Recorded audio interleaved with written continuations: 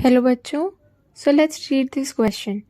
Question कह रहा है which of the following relation is correct with respect to first and second ionization enthalpies of potassium and calcium. हमें potassium और calcium की first और second ionization enthalpies के बीच में रिलेशन का करेक्ट ऑप्शन प्रिडिक्ट करना है।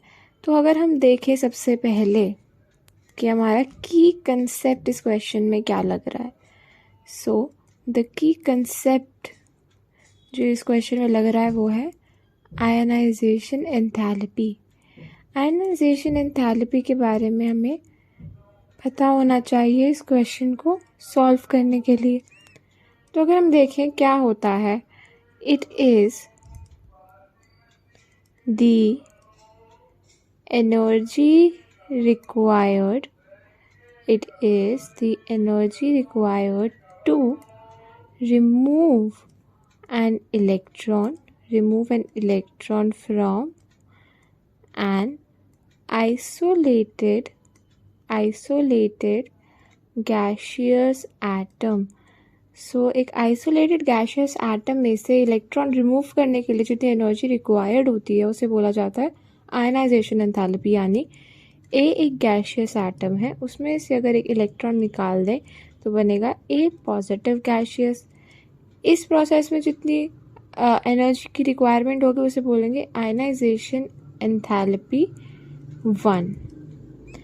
फर्दर अगर ए प्लस में से आगे एक और इलेक्ट्रॉन निकाल दें तो बनेगा A+2 गैशियस, और इस प्रोसेस में जो एनर्जी रिक्वायर्ड होगी वो होगी आयनाइजेशन एंथैल्पी 2। तो अगर हम अपने वापस क्वेश्चन पे चलें तो क्वेश्चन में पोटेशियम और कैल्शियम की बात की गई है, यानी पोटेशियम वर्सेस कैल्शियम। पोटेशियम की जो आउटर इलेक्ट्रॉनिक कॉन्फ़िगरेशन है वो है 4s1 और कैल्शियम की आउटर मोस्ट इलेक्ट्रॉनिक कॉन्फ़िगरेशन है 4s2।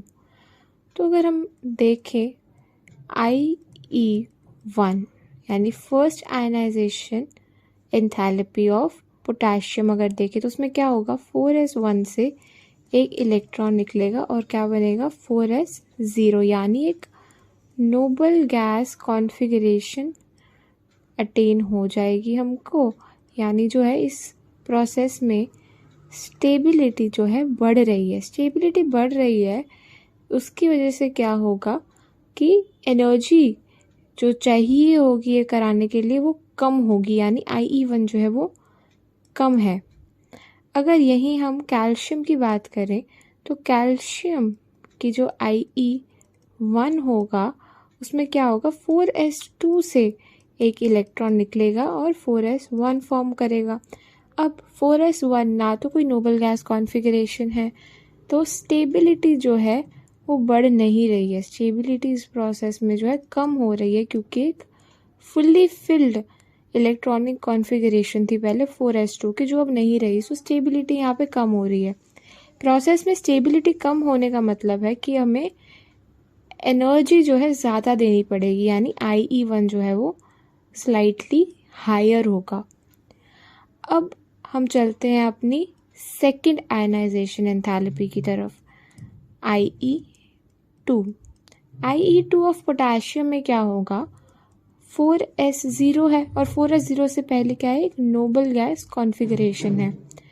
तो अब यहाँ से अगर इलेक्ट्रॉन निकालेंगे तो क्या होगा, जो हमारी नोबल गैस कॉन्फ़िगरेशन है उसमें से एक इलेक्ट्रॉन निकालना पड़ेगा। यानी इस केस में जो स्टेबिलिटी है वो बहुत ही ज़्यादा डिक्रीज़ हो जाएगी। इस प्रोसेस को करने के लिए बहुत ज़्यादा स्टेबिलिटी कम होने का मतलब है एनर्जी का बहुत ज़्यादा हमें देना पड़ेगा, बहुत एनर्जी देनी पड़ेगी ये प्रोसेस कराने के लिए।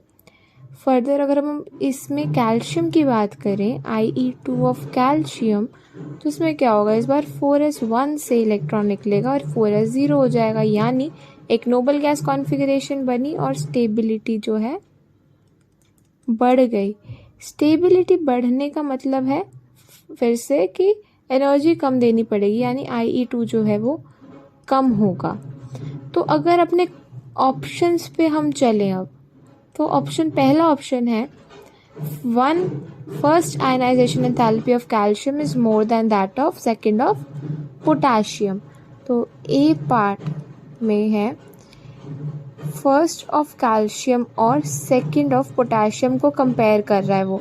अगर हम सही ट्रेंड लिखें तो क्या होगा कि हम एरोज से ही चलते हैं। एरोज देखेंगे तो कैल्शियम और पोटाशियम की सेकेंड यहाँ ज़्यादा है और यहाँ थोड़ी सी ही ज़्यादा है लाइक, तो क्या होगा, पोटाशियम की ही ज़्यादा आनी चाहिए, जबकि हमें ऑप्शन में अलग दे रखा है। सो ऑप्शन ए जो है वो इनकरेक्ट है। ऑप्शन बी अगर हम देखें तो बी में first of potassium and first of calcium को कंपेयर कर रहे हैं। फर्स्ट ऑफ पोटाशियम और कैल्शियम को कंपेयर करें तो हम देख सकते हैं कि पोटाशियम की कम है यानी कैल्शियम की ज़्यादा है, और ऑप्शन में हमें पोटाशियम की ज़्यादा दे रखी है। सो बी भी ऑप्शन जो है इनकरेक्ट है।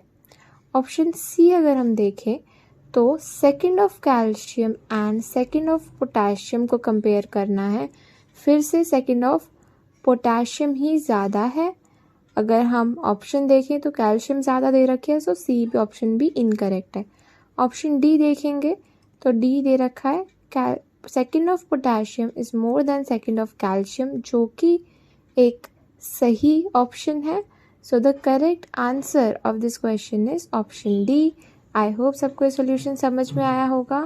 Thank you very much and all the best.